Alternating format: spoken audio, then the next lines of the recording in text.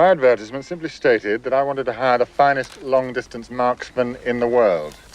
But you wouldn't like the bucket a bit closer? Oh, Jesus! You're hired.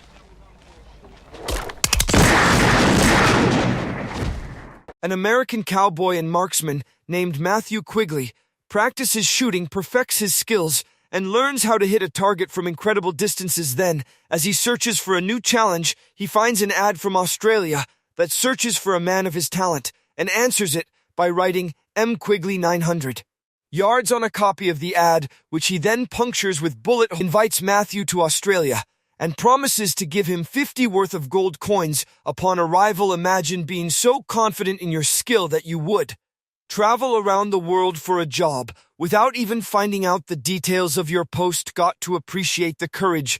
Matthew begins his journey and arrives at Fremantle, Australia 3 months later. As soon as he gets off the overcrowded boat, Matthew confronts a rude man mistreating elderly passengers. Oh, get the hell out of the way! Then, Matthew enters the crowded port city, overwhelmed by prisoners, vendors, and locals waiting for new arrivals. After walking for a few minutes, Matthew sees a young woman dubbed Crazy Cora aggressively fighting off a group of men who are trying to drag her onto their wagon and interferes by ordering them to let her go. To Matthew's confusion, the grateful Crazy Cora stares at him for a moment, refers to him as Roy, and joyfully greets him. God, you've come for me. I'm sorry, Roy. Despite Matthew's efforts to assure Crazy Cora that he is neither Roy nor knows anyone by that name, the young woman clings to him, tells him that she has been waiting for him for a long time, and asks him to take her home.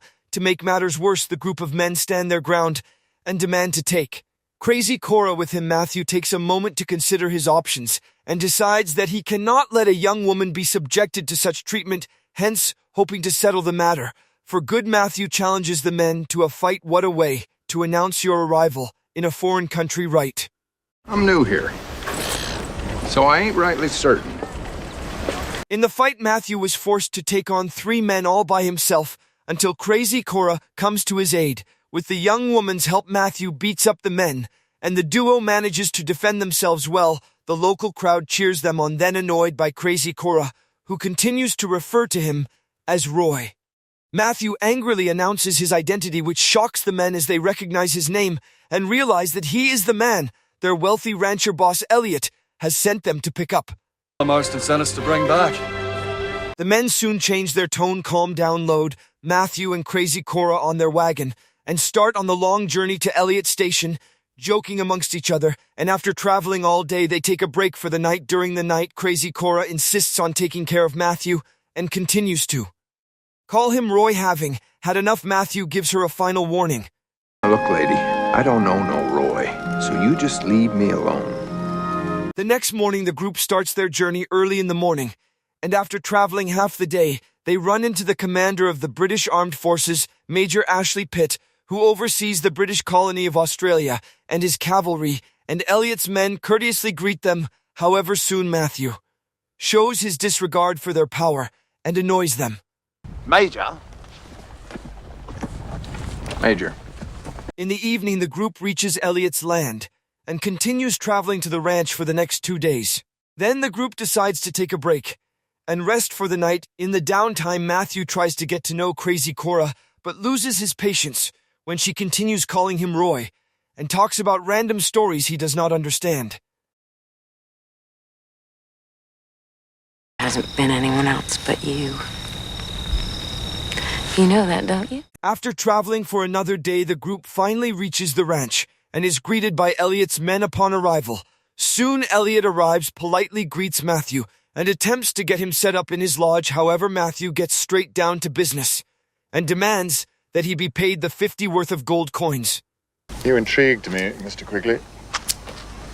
After paying Matthew, Elliot shares that he has received 21 applications to his ad from all over the world, and stresses that he found Matthew's unusual response to be the most intriguing. Then Elliot asks Matthew to prove his marksmanship, and Matthew comfortably agrees. Matthew then takes out his special modified rifle, which impresses Elliot, and prepares to prove himself.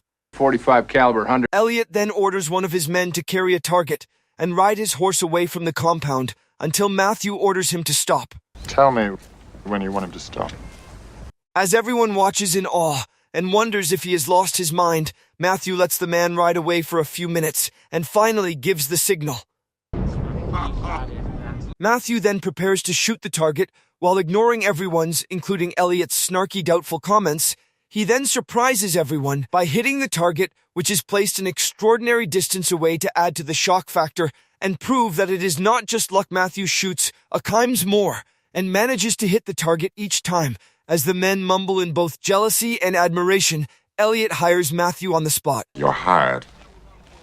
Then, as crazy Cora cheers him on, still referring to him as Roy, Matthew worries about her mental status and her ability to take care of herself and convinces Elliot to order his men to stay away from her. We're alone till you and I have a chance to talk. Whatever you want. Moments later, Elliot's men bring a couple of defectors from the British Armed Forces who were found trespassing on the ranch and notify their boss. Having a mutual working agreement with Major Ashley Pitt, Elliot refuses to show the men mercy, taunts them, and fatally shoots them while hoping to impress. Matthew, in the process, unfazed by the murders he just committed. Elliot gloats about his favorite revolver and invites Matthew for dinner that evening.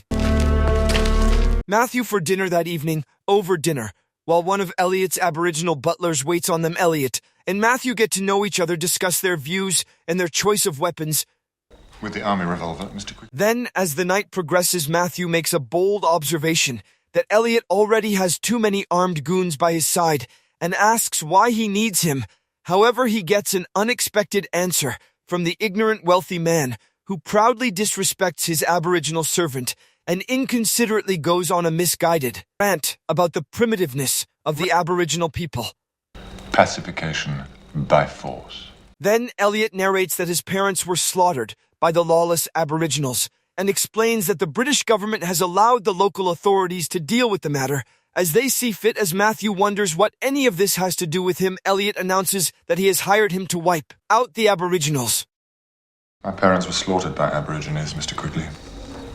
Outraged by the request and completely against the crime, Matthew throws Elliot out of his house. Shocked by the incident, Elliot's men rush to their boss' aid until he proudly orders them down.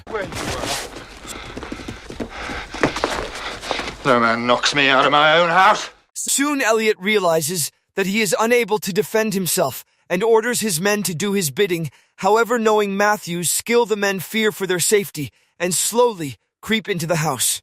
He's just sitting in there with that big... However, inside the house, as Matthew prepares for the upcoming battle, he is unfortunately and unexpectedly attacked by the Aboriginal servant from behind. Carver, take the side! Who could have expected that Matthew would be attacked by one of the very people he is trying to protect? Is that loyalty or sheer fear of the boss using this opportunity to their advantage? Elliot's men gang up, drag Matthew out of the house, and beat him to a pulp, along with crazy Cora, who attempts to help him. After watching the brutal attack for a few minutes, Elliot orders his men to haul Matthew and crazy Cora in a wagon and dump them away from the ranch in the middle of the Australian wilderness so that they will suffer and die. I'm in the wagon, haul him 2 days from here and dump him. Following the order, 2 of Elliot's men, Coogan and Miller, load the almost unconscious duo on a wagon, drive them 2 days away from the station, and dump them in the Tour-hot desert. Just as they proceed to drive off, Matthew taunts the goons to steal his gold coins.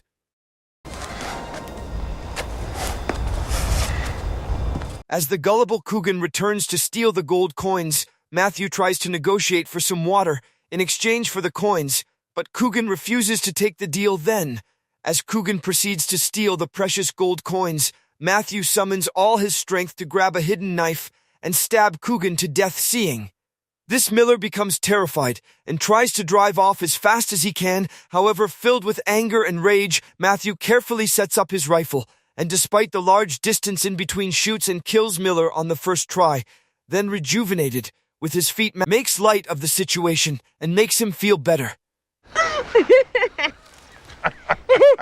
Matthew and crazy Cora then pick up a random direction and start walking in the hopes that it will lead them to a nearby town. They walk day and night in the brutal temperatures in hopes of getting somewhere, to no avail, After a couple days of walking, crazy Cora can no longer hold on. Seeing this, Matthew considers leaving the young woman behind for a moment, and even proceeds to leave, but soon sympathizes with her returns and carries her along with his heavy rifle.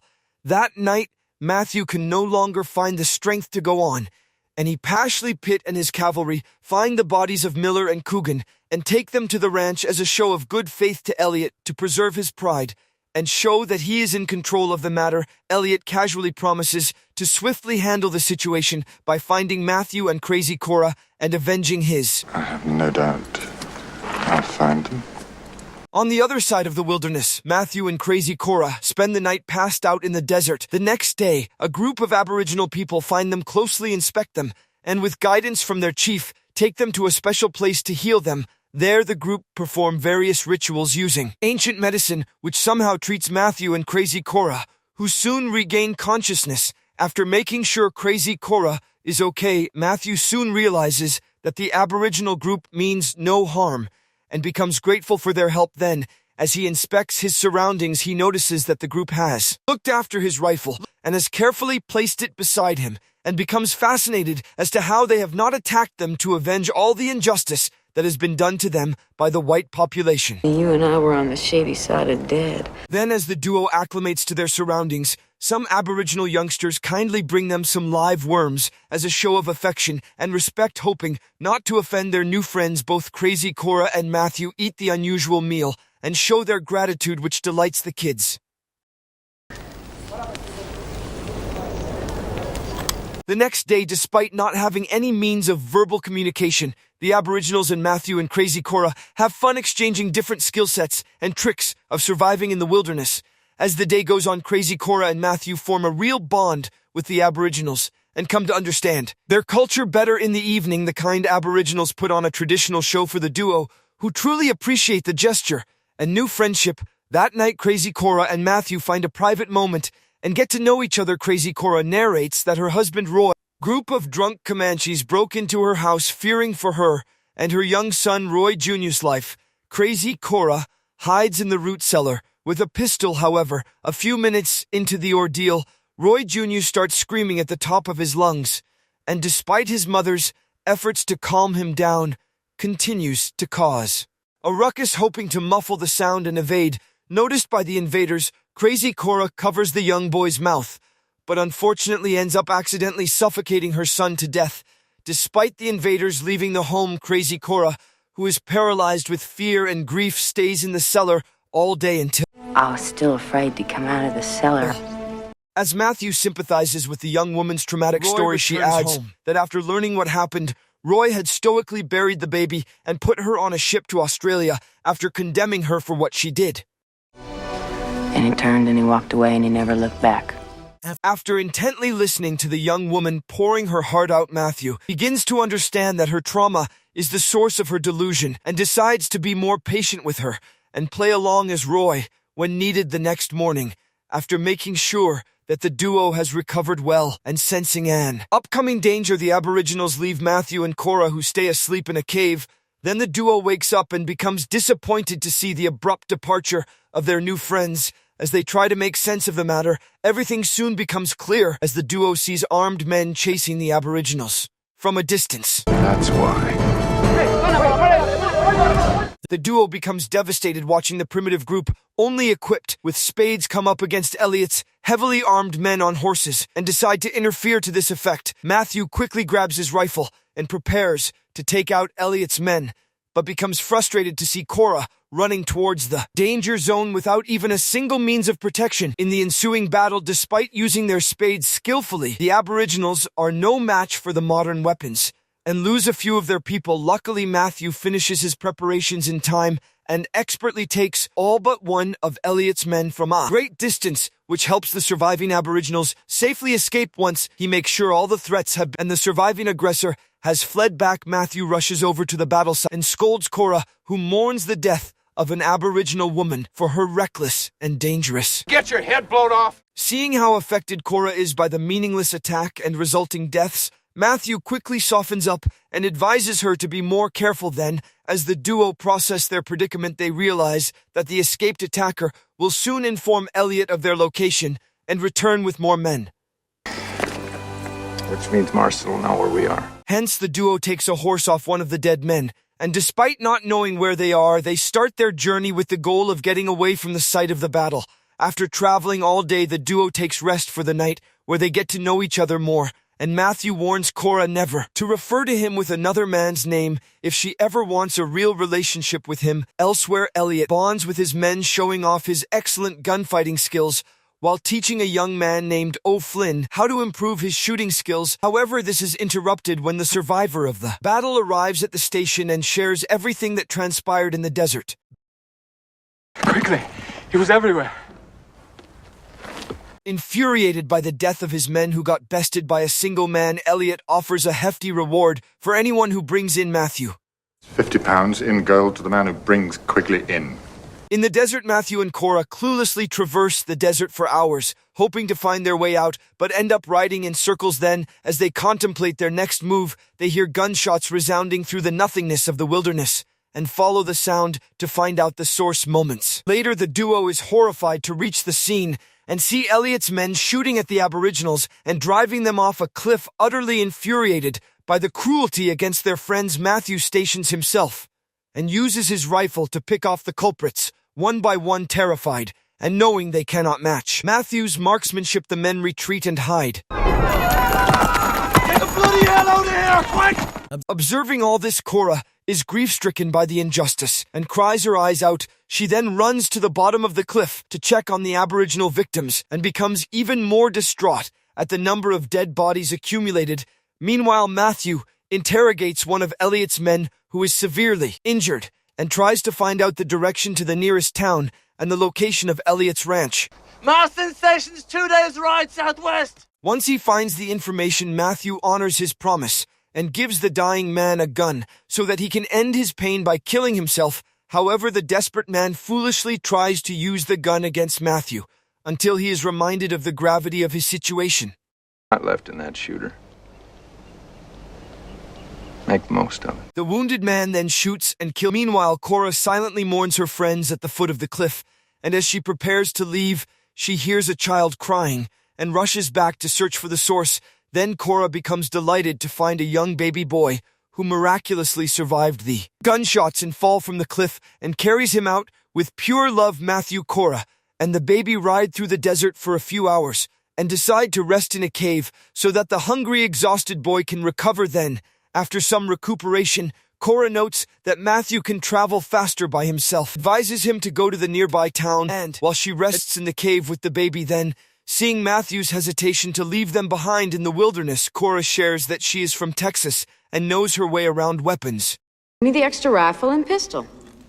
You know how to use a shooter? The next morning, Matthew hunts a couple of lizards for Cora, and the baby gives her a pistol and water that can sustain the duo for 2 days, and prepares to leave. Then, seeing how attached Cora is to the baby boy, Matthew takes a moment to explain to the young woman that the boy will fare better with his own people, and asks her to give him back if she comes across the Aboriginals. Days. I ain't back in 3. You'll be back. Matthew promises to return in 2 days, bids farewell to Cora, and leaves the cave. He rides as fast as he can through the desert, and arrives at the nearby town. By evening, Matthew then heads to a general store to buy ammunition for his rifle, and meets with the owner, Mr. Grimmelman, who warmly welcomes him. As the men get to know each other, they bond over their mutual hatred of Elliot. Imagine being so undeniably horrible that your transgression becomes a connecting moment. For strangers, Elliot's cruelty really knows no bounds. He mixes flour with poison to kill the Aborigines. Then, Mr. Grimmelman proudly introduces Matthew to his young son Klaus, who recognizes the marksman as the hero who has been helping the Aboriginals. It is quite nice to see that all of Matthew's unwavering effort to uphold justice and going out of his way to fight for the Aboriginals is getting the recognition it deserves. I've been helping the Aborigines. In the cave, the baby starts crying and screaming at the top of his lungs, which attracts dingoes towards the cave. Desperate Cora frantically tries to calm him down so that they can remain out of danger. However, Cora is soon reminded of what happened to her son, and for fear of smothering the boy, stops her efforts. Instead, she decides to let him make as many noises as he wants while she goes after the dingoes with the gun. What a way to fight against trauma and see the crippling fear that comes with it.